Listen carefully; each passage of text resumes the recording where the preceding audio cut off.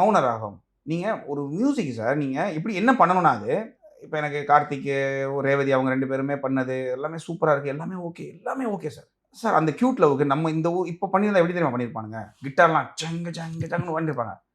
Tongue tongue tongue tongue அந்த music கேட்கும்போதுல sir, இந்த அழகான ஜோடி செத்துறக்கூடாதுடா, இவன் இவன் வந்து பிரிஞ்சிறக்கூடாதுடான்னு ஒண்ணு தோண வைக்கணுங்கிற அந்த தாட் இருக்குல்ல சார், அதுதான் ஜெயிச்சுச்சு. இப்ப நீங்க இப்ப ஒருவேள இப்ப அந்த படத்துக்கு பேக்ரவுண்ட் ஸ்கோரே பண்ணாம ஒருத்தங்க ரேவதி இவங்க 2 பேரும் லவ் குடுத்தா, இப்ப குடுத்தா அந்த லவ்வுக்கு நீங்க என்ன பண்ணுவீங்கன்னு சொல்லுங்களேன்?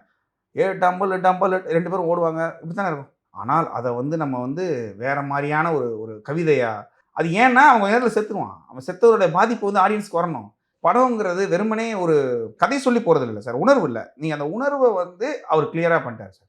ஒண்ணுமில்லாத ஒரு வீடுக்கு தண்ணி ஊத்துவாரு சார், வீடு படத்துல. யோசிச்சு ம். பாருங்க. அந்த அந்த பிட் அதுக்கு தேவையா சார் அது? அவ்வளோ பெரிய ஆர்கெஸ்ட்ரேஷன்.